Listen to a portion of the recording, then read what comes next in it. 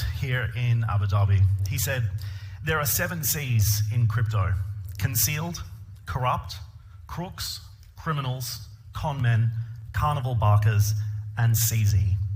Your reaction? Is there a word for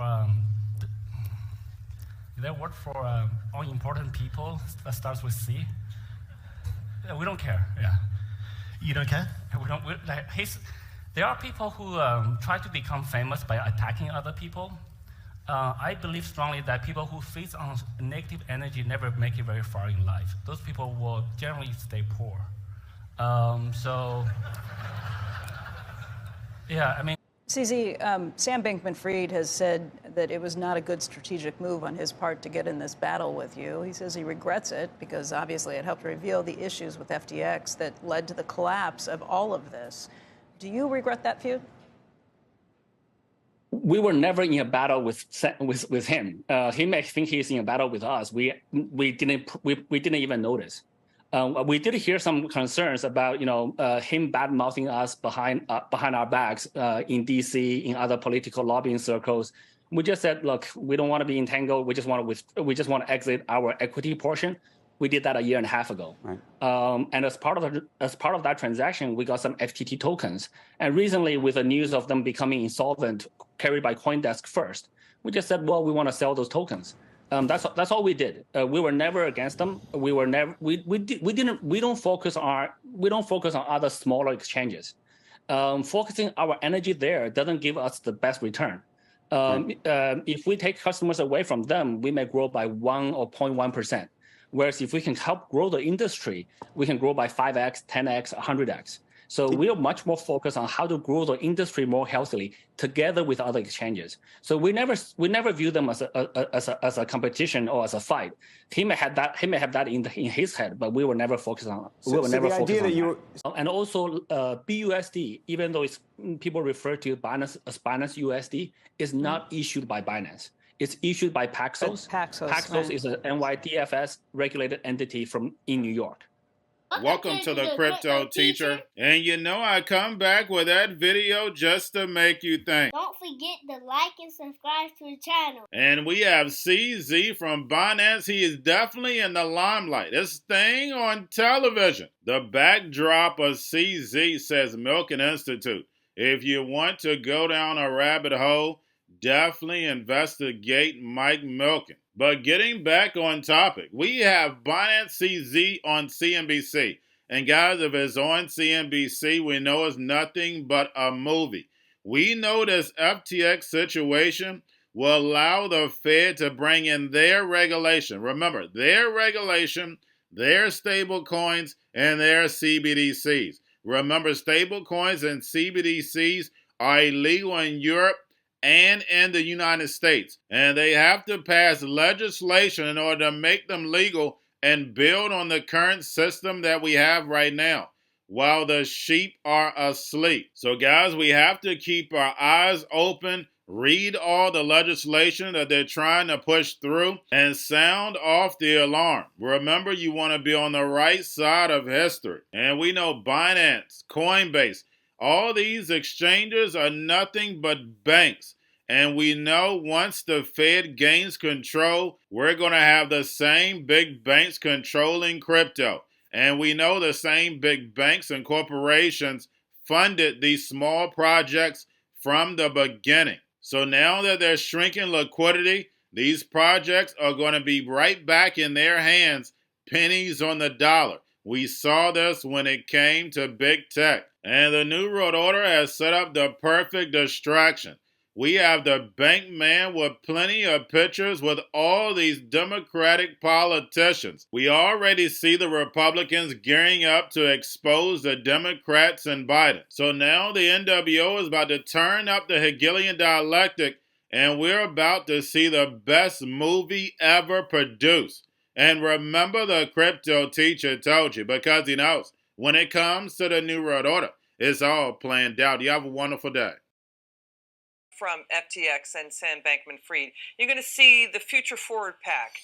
You're going to see Chuck Schumer, the House Majority PAC, DCC, Congressional Campaign Committee for the Democrats, Senatorial Campaign, $27 million to protect our future PAC, millions of dollars to Democrats in at least a dozen states, Congressman. So time and again, I mean, this is a story that's been out there for generations. I mean, you say you want to hold people accountable, but then this blows up.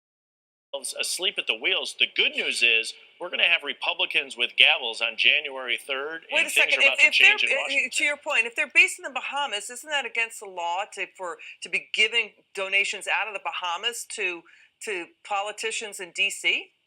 Well, there's a lot of questions going on. One's who's giving the donations, where are they at? But exactly the questions that should be asking is, why are they in the Bahamas in the first place? Why are these companies not in the United States? And how do we get a regulatory framework in the U.S. that is encouraging crypto innovation here in a safe and productive manner rather than the risky behavior it appears this company was?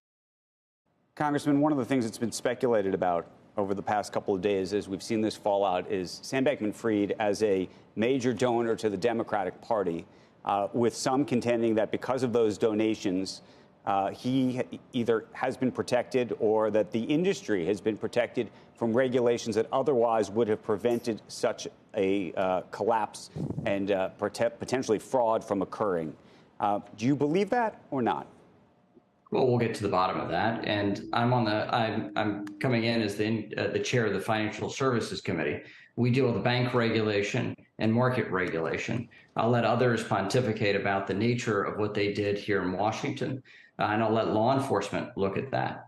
The fact is, you had industry coming to Washington saying our preferred regulator is the CFTC, and they wanted light touch regulation and an insistence on it. That was their goal. And Yep. I think that has been called into question after this meltdown. So the reason I'm asking about the donations to regulation and clarity in law is ultimately this is the Enron moment for this nascent industry, and this is the reason why you have a bipartisan call for hearings, and that's the reason why the outgoing chair of the House Financial Services Committee and the incoming chair, it's Maxine Waters and I, have called for a hearing, and we're going to have a hearing in December. This is the first bipartisan hearing I've seen under the Democrat Congress in the last 4 years in our committee.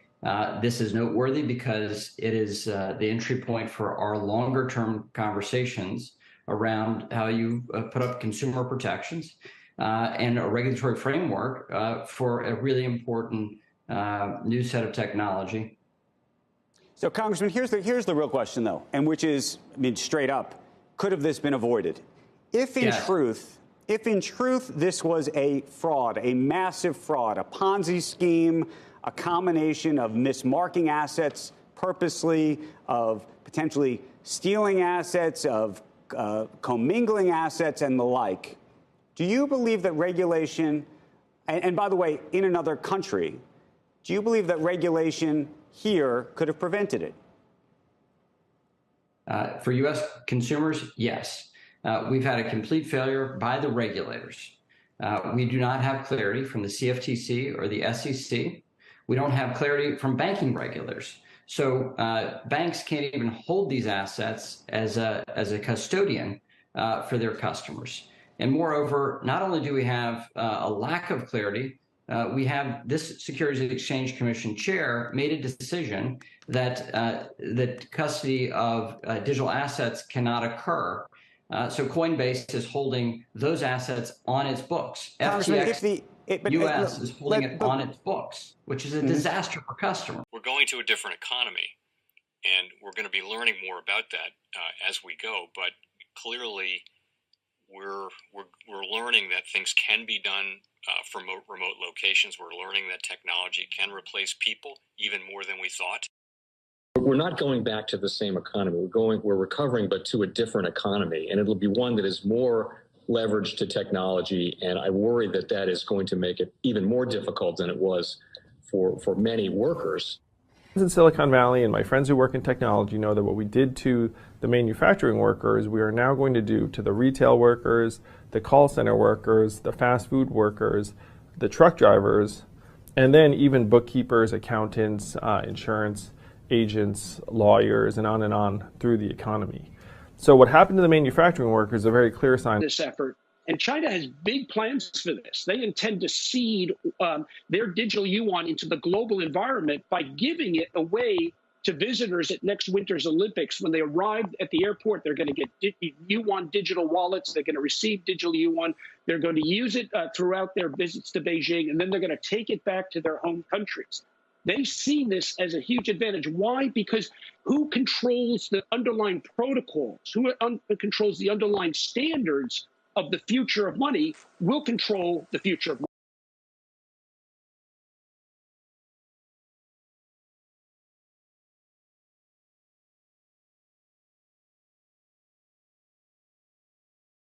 Most powerful person in the world is the storyteller. The storyteller sets the vision, values, and agenda of an entire generation to come. Steve Jobs. And guys, you know I truly believe in this. When you look at the New World Order, they're the storytellers. And that's the reason why I wrote my New World Order book. But guys, now it's time to change the current generation. And I wrote 3 kids' books. You know, I love the Trinity because I understand the power that's in it.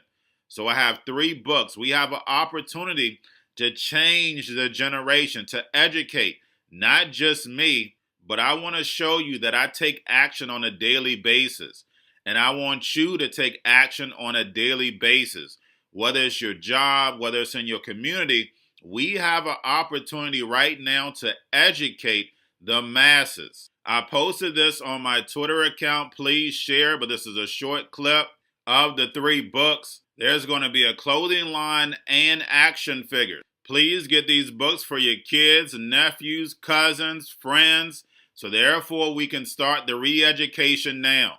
Because as we see, the 4th Industrial Revolution foundation is definitely here. Robots, algorithms, drones, taking humanity out the picture. We have to re-educate. But let's get into the video. Part 1. King Joshua and Grandma Tam save the village. Part 2. King Joshua and Grandma Tam save New York from COVID-33. Part 3. King Joshua and Grandma Tam goes to China. It's mandatory to get part 1, part 2, and part 3 of this series. It's time to re-educate Generation Z.